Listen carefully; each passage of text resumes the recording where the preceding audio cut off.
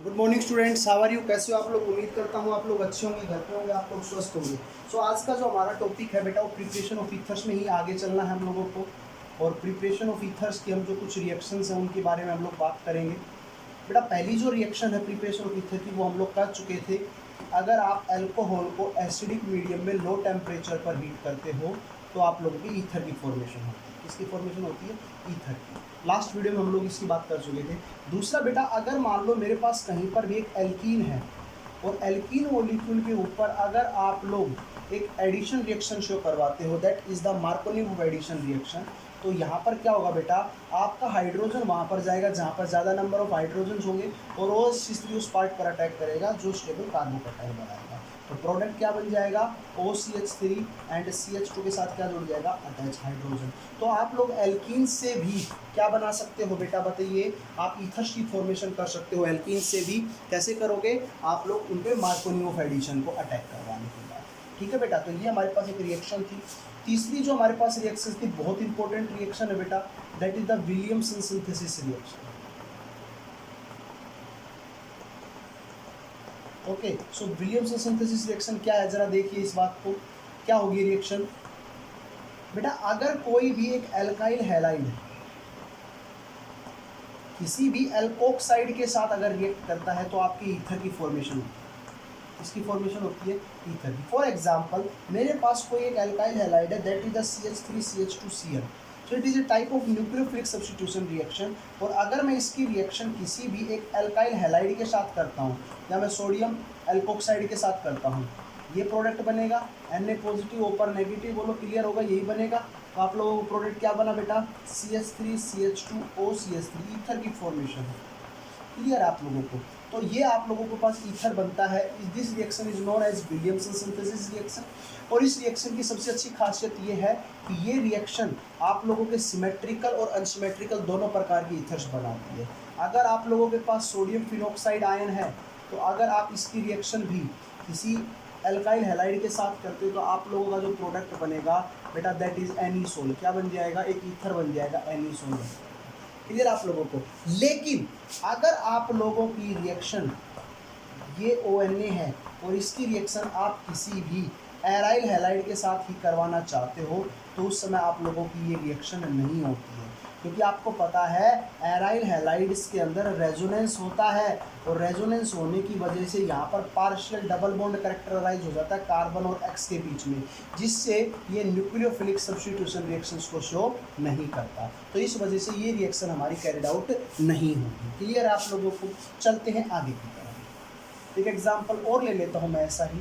और एग्जाम्पल अब की बार मेरे पास ये वाला हैलाइड है, that is the simple alkyl halide. और इसकी रिएक्शन अगर आप लोग इसके साथ करते हो तो आप लोगों की रिएक्शन हो जाएगी और प्रोडक्ट क्या बन जाएगा बेटा? CH3CH2OCH3। और अगर आप किसी एल्काइल हैलाइड की ही रिएक्शन अगर सोडियम फिनॉक्साइड के साथ करते हो तो आप लोगों की रिएक्शन होगी और आपका ये प्रोडक्ट बनेगा। क्लियर आप लोगों को? लेकिन अगर आपने एराइल हैलाइड ले लिया है, ये Br ले लिया है यहाँ पर ये, और इसकी रिएक्शन आप लोगों ने इसके साथ किए तो आपकी रिएक्शन नहीं हो पाएगी। क्लियर आप लोगों को? सो इस प्रकार से आप लोगों की ये रिएक्शन होने वाली है। क्लियर आप लोगों को? तो चलते हैं आगे की तरफ। नेक्स्ट है बेटा, आप लोगों के पास अगर कहीं पर भी प्राइमरी एल्काइल हैलाइड है तो वो बहुत आसानी से रिएक्शन करेगा किसी भी एल्कोक्साइड के साथ। लेकिन अगर आप लोगों के पास यहाँ पर सेकेंडरी और टर्शरी एल्काइल हैलाइड्स हैं, है बेटा, अगर आप लोगों के पास यहाँ पर सेकेंडरी और टर्शरी एल्काइल हैलाइड हैं तो उनकी रिएक्शन आप लोग इतनी आसानी से नहीं देख पाओगे। क्यों? क्योंकि इन मॉलिक्यूल्स के अंदर स्टीरिक हिंड्रेंस फैक्टर बढ़ जाता है। क्लियर है? बल्कि मॉलिक्यूल होते हैं तो ये यहाँ पर न्यूक्लियोफिलिक सब्स्टिट्यूशन रिएक्शन शो करने की बजाय आपके एलिमिनेशन रिएक्शंस को शो करते हैं। तो इस केस में आप लोगों का ईथर का प्रोडक्ट बनेगा। बिल्कुल सही है सर, NaBr निकलेगा और ईथर बनेगा। इस केस में आप लोगों की एल्कीन बनेगी as a major product, minor product कुछ ईथर बन सकता है। क्लियर है। और इस केस के अंदर ओनली आपकी एल्कीन बनेगी, क्योंकि ये तो बहुत ज़्यादा बल्कि मॉलिक्यूल है, इसके ऊपर न्यूक्लियोफिलिक सब्स्टिट्यूशन रिएक्शन इजीली नहीं करवा पाएगा। क्लियर है आप लोगों को। तो यहाँ पर न्यूक्लियोफिलिक सब्स्टिट्यूशन रिएक्शन इजीली नहीं हो पाएगी, क्योंकि न्यूक्लियोफाइल इजीली इसके ऊपर अटैक नहीं कर पाएगा, क्योंकि एक बहुत बड़ा बल्कि ग्रुप है। तो इस प्रकार से हम लोगों ने बात की है विलियमसन सिंथेसिस रिएक्शंस की। चलते हैं आगे की तरफ, कुछ और रिएक्शंस हैं। बेटा अगर मान लो मैं एक रिएक्शन आप लोगों को देता हूँ कि ये मेरे पास Br है, और अगर मैं इसकी रिएक्शन सोडियम फिनॉक्साइड के साथ कराना चाहता हूँ, तो क्या आप लोग करा पाओगे? नहीं कराएंगे सर, ये आपको पता है न्यूक्लियोफिलिक सब्स्टिट्यूशन रिएक्शन नहीं देता, और हमारी रिएक्शन ये नहीं होगी।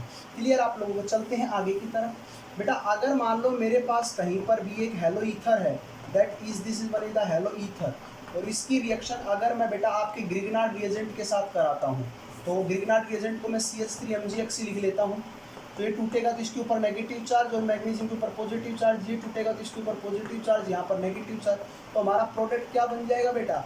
एक कार्बन बढ़कर हमारे ईथर की फॉर्मेशन हो जाएगी। क्लियर है। तो कार्बन चेन अगर ईथर्स की बढ़ानी है तो आप लोग ग्रिग्नार्ड रिएजेंट की हेल्प लोगे।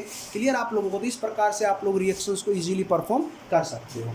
चलते हैं आगे की तरफ। नेक्स्ट है बेटा आप लोगों के पास, अगर मेरे पास कोई भी एक एल्काइल हैलाइड है और उसके दो मॉलिक्यूल मैं आप लोगों के सामने ले रहा हूँ, और उसकी रिएक्शन अगर मैं Ag2O के साथ करता हूँ, तो मेरा जो प्रोडक्ट बनने वाला है, यहाँ से दो मॉलिक्यूल AgBr के बाहर निकल जाएंगे, प्लस ईथर मॉलिक्यूल की फॉर्मेशन हो जाएगी। इसकी फॉर्मेशन हो जाएगी बेटा, ईथर मॉलिक्यूल की फॉर्मेशन हो जाएगी। तो इस प्रकार से आप लोग रिएक्शंस को सोल्व कर सकते हो। और ये मेरे पास कुछ केमिकल मेथड्स थे, कुछ प्रिपरेशन थी, जिनके दौरान हम लोग बात कर चुके हैं।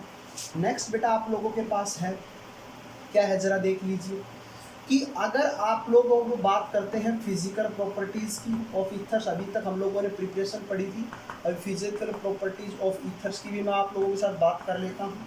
सबसे पहला बेटा, जो लोअर ईथर्स होते हैं वो बेटा गैसेस फॉर्म में होते हैं, और हायर ईथर्स होते हैं वो आपके लिक्विड और सॉलिड स्टेट में मिलेंगे। हायर ईथर्स आपके लिक्विड और सॉलिड स्टेट के अंदर। नेक्स्ट है बेटा, इनके अंदर एक स्पेशल तरह की कैरेक्टरिस्टिक स्मेल आती है। बेटा ये compound small little bit polar nature के होते हैं, क्योंकि यहाँ पर आप इनके जब स्ट्रक्चर को देखते हो, दिस इज ईथर, इनके बीच का बॉन्ड एंगल 110 डिग्री है। ये डायरेक्शन इधर होगी इलेक्ट्रॉन्स के माइग्रेशन की डायरेक्शन, और जब इलेक्ट्रॉन के माइग्रेशन की डायरेक्शन इधर होगी तो रिजल्टेंट डायरेक्शन इधर होगा, vector formation, addition of vector formation आप लोगों ने देखा है। तो इस प्रकार से हम लोग बात कर सकते हैं कि इसका कुछ ना कुछ स्लाइटली कैसा नेचर होता है, पोलर नेचर होता है।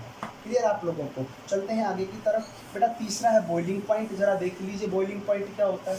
बेटा सबसे ज़्यादा जो बॉइलिंग पॉइंट होता है वो आप लोगों के अल्कोहल मॉलिक्यूल का बॉइलिंग पॉइंट होता है सबसे ज़्यादा। क्यों होता है? क्योंकि सर अल्कोहल मॉलिक्यूल क्या शो करता है? हाइड्रोजन बॉन्डिंग शो करता है।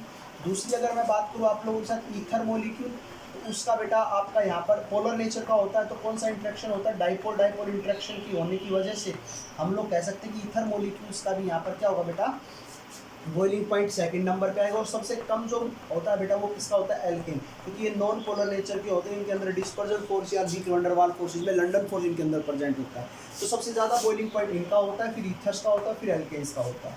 अगर मैं आप लोगों के साथ बात करूँ ईथर, तो ईथर्स के अंदर बेटा जैसे जैसे मोलर मास बढ़ता जाएगा, मोलर मास इंक्रीज होता जाएगा, आपका बॉइलिंग पॉइंट भी इंक्रीज होता जाएगा। आप लोगों से मैं पूछ लूँ इनमें से किसका होगा बेटा ज़्यादा, तो आप लोग तुरंत बता दोगे कि सर जिसका मोलर मास ज़्यादा है उसका बॉइलिंग पॉइंट ज़्यादा होगा, जिसका बॉइलिंग पॉइंट हमारा क्या हो जाएगा? ज़्यादा हो जाएगा। तो ये हमारे पास बॉइलिंग पॉइंट की बात हुई। नेक्स्ट चलते हैं आगे की तरफ सोल्यूबिलिटी की। तो सोल्यूबिलिटी आप लोगों को मैं बता देता हूँ क्या होती है बेटा, कि जो लोअर ईथर्स होते हैं वो बेटा वाटर के अंदर सोल्यूबल होते हैं। क्यों? क्योंकि वो बेटा उनके पास टेंडेंसी होती है हाइड्रोजन बॉन्डिंग फॉर्मेशन की, और जिन कंपाउंड्स में हाइड्रोजन बॉन्डिंग होती है वो वाटर के अंदर सोल्यूबल होते हैं। ज़रा देख लीजिए, ये मेरे पास एक ईथर है और ये एक वाटर मॉलिक्यूल है, ये भी एक वाटर मॉलिक्यूल है। ये दोनों वाटर मॉलिक्यूल क्या करते हैं? इस ईथर मॉलिक्यूल के साथ हाइड्रोजन बॉन्डिंग शो करते हैं, और हाइड्रोजन बॉन्डिंग शो होने की वजह से ये क्या होते हैं? सोल्यूबल होते हैं। लेकिन जो हायर मेंबर्स ऑफ ईथर है, हायर मेंबर ऑफ ईथर्स, वो वाटर के अंदर सोल्यूबल नहीं होते हैं। क्यों? क्योंकि उनमें बेटा उनका नॉन पोलर पार्ट इंक्रीज हो जाता है, या मैं कहूँ हाइड्रोफोबिक पार्ट इंक्रीज हो जाता है। हाइड्रोफोबिक पार्ट क्या हो जाता है, इंक्रीज हो जाता है। तो इस वजह से हम कह सकते हैं कि ये क्या होते हैं बेटा, पानी के अंदर सोल्यूबल नहीं होते। लास्ट बेटा इसकी एक और physical property that is density. बेटा जो ईथर्स होते हैं वो लाइटर होते हैं than water, ethers are lighter than water, ये हल्के होते हैं, तो इस वजह से इनकी डेंसिटी क्या होगी बेटा, वाटर के रेस्पेक्ट में क्या होगी, कम होगी। सो आज की क्लास में सिर्फ इतना ही हम लोग डिस्कस कर पाएंगे कि आपकी फिजिकल प्रॉपर्टीज़ पूरी होगी। नेक्स्ट क्लास के अंदर हम लोग केमिकल प्रॉपर्टीज़ को डिस्कस करेंगे। So okay, thank you, have a nice day.